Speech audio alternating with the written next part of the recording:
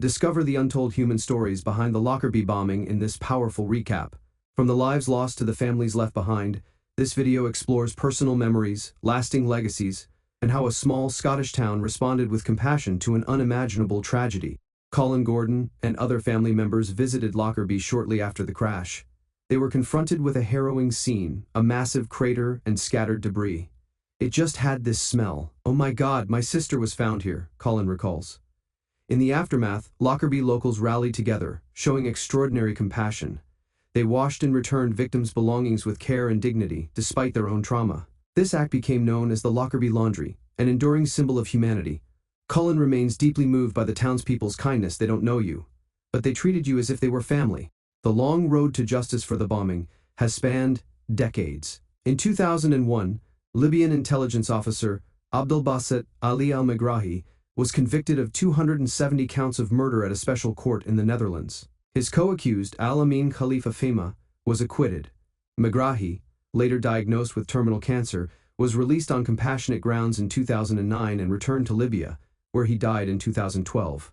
More recently, in 2022, Libyan national Abu Agila Masoud Khair al-Marimi, believed to be the bomb maker, was taken into U.S. custody and now awaits trial in America. Yet, beyond the physical memorials, it's the memories of the victims, kept alive by loved ones, that preserve the true legacy of the disaster. In Tobermory, Billy McAllister's name lives on in a golf tournament held annually in his honor. Stuart Smith, who worked with Billy, credits him for profoundly shaping the course of his life. "Had Billy not enticed me to work at Richmond, I wouldn't have met my wife. My life would have been completely different," he shares.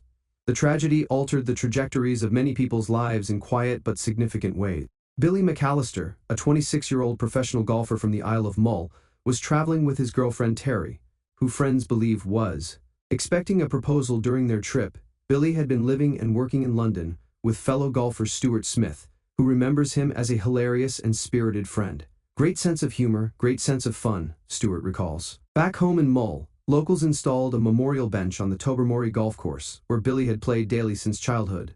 Olive Brown, a family friend, mourns the loss of Billy's promise and vitality. "All that potential got caught short." The recent dramatization, The Bombing of Pan Am 103, attempts to bring this human element to the forefront, but has been critiqued for its inability to sustain emotional depth. While the creators aim to portray the dignity of the victims and the emotional fallout, the execution struggles to maintain narrative tension.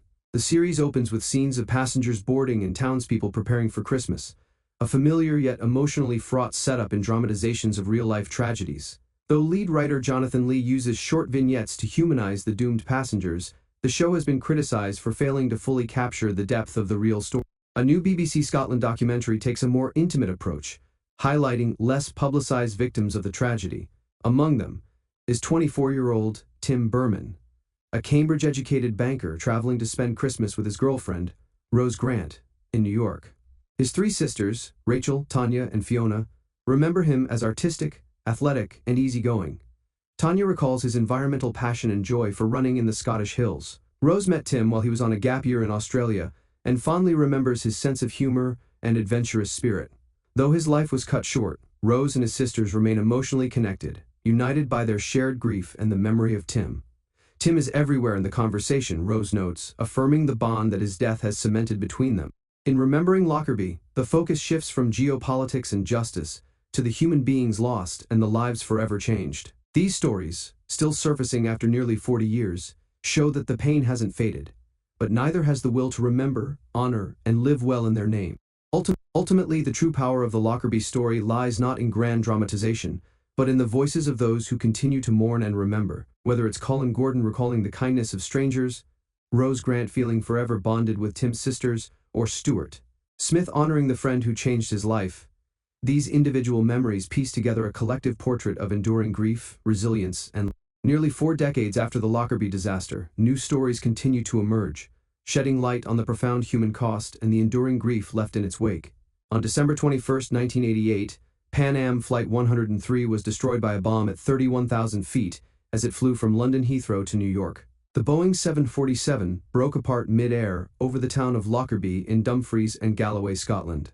All 259 people on board were killed, along with 11 Lockerbie residents, making it the deadliest terrorist attack on British soil. Though the disaster has been covered extensively, new projects, including television dramas, documentaries, and a forthcoming play, aim to explore the untold, deeply personal stories of the victims and those left behind. For Rose, Tim Berman's death instilled in her a sense of purpose, to live life to the fullest in his honor. "I always feel that I owe that to him. Get out and do it," she says. Similarly, Olive Gordon's family believes she would have wanted them to live boldly and joyfully just as she did. Lockerbie itself continues to honor the victims in quiet, meaningful ways. A scholarship program allows students from Lockerbie Academy to study at Syracuse University, commemorating the 35 Syracuse students who died in the attack.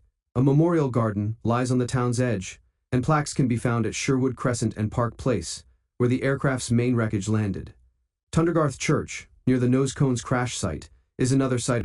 Another victim was Olive Gordon, a 25-year-old hairdresser from Birmingham who had bought a last-minute ticket to New York for a Christmas shopping trip. Known for her bubbly personality and outgoing nature, Olive was one of 9 siblings. Her sister Donna remembers her as vibrant and unforgettable, while her brother Colin still wrestles with the loss. "Why her? Why my sister?" he asks, echoing a question that continues to haunt many bereaved families.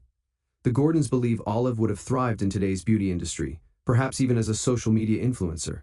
Colin often revisits the pain, stating, "I'm still battling with it, a lot."